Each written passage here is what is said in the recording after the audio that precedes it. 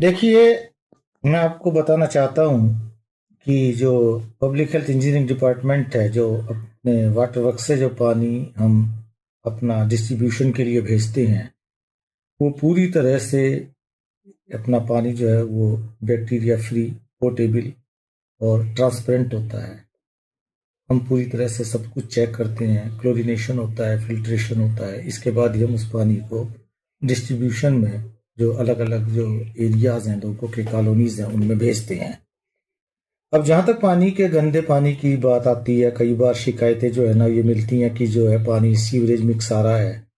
या पानी जो है वो कंटामिनेटेड आ रहा है, जो ड्रिंकिंग वाटर सप्लाई हो रहा है। इसके मेनली दो कारण हो सकते हैं।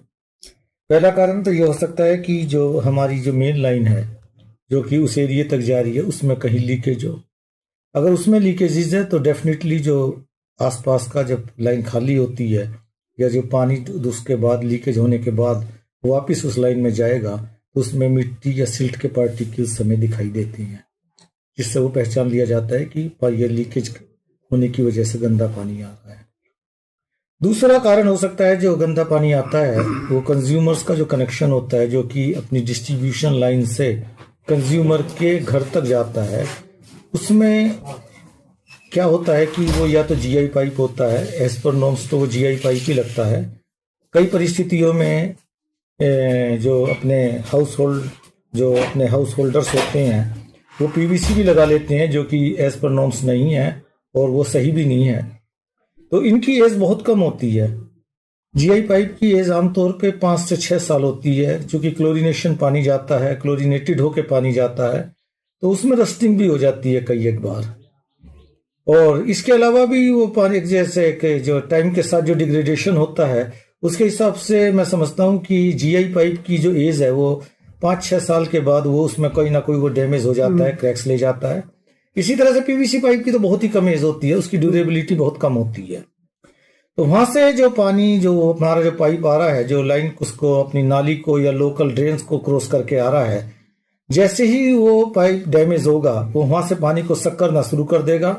और रिजल्ट होगा कि जैसे ही लाइन खाली होगी वो आसपास के एरियाज की लाइन को भर देगा, उसको उस एरिया को। अगले दिन जब पानी आएगा तो डेफिनेटली वो पानी शुरू में गंदा नाली वाला काला पानी, कंटामिनेटेड वाटर आएगा, और जिसको फिर वो आपकी किसी न किसी रूप में आसपास की लोकेलिटीज को भी खराब कर देता है और एक कंप्लेंट्स बन जाती है कि कंटामिनेटेड पानी आ रहा है। इसके बारे में तो मैं जो अगर हम इसको ट्रेसिंग करें तो एक बड़ा एक टेडियस सा प्रोसेस होता है ये, क्योंकि इसमें हमें hit and trial method adopt करना पड़ता है। किसी भी एक स्पेसिफिक जगह पे पिट्स खोद कर काम नहीं चलता, बल्कि हम इसको जो ना सिस्टमेटिक तरीके से हमें पिट्स लगाने पड़ते हैं और उसके बाद देखना पड़ता है कि अब तो किस स्टेज तक जो है पानी का जो कंटामिनेशन है वो एक थ्रेशोल्ड फ्रीक्वेंसी से ज्यादा बना हुआ है। तो इसमें 2-3-4 दिन भी लग जाते हैं, कई बार ज्यादा दिन भी लग जाते हैं, डिपेंड करता है कि किस तरह की हमारी सड़क पक्की है, कच्ची है, या कैसे उसमें लाइन जो डिस्ट्रीब्यूशन नेटवर्क है वो किस तरह की उसमें लगा हुआ है। तो मेरा तो इस मामले में हम दो ही चीजें हम कर सकते हैं।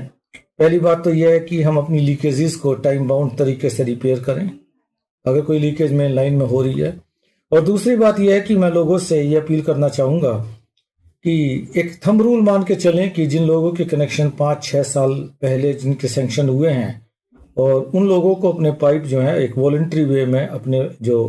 ये डिस्ट्रीब्यूशन पाइप हैं जो उनके घर तक जा रहे हैं उसको उन्हें चेंज करा लेना चाहिए,